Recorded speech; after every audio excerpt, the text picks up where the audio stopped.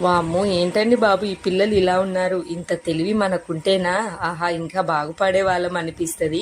ఈరోజు మా పెద్దోడికి స్కూల్ లేదు. స్కూల్ లేకుంటే టీవీ ఆన్‌లో ఉండాల్సిందే. టీవీలోనేమో నిమిషానికి ఒక బ్రేకు. ఆ బ్రేక్‌లో ఈరోజు డార్క్ ఫ్యాంటసీ బిస్కెట్ కనపడింది. అంతే అది మాకు కావాలని.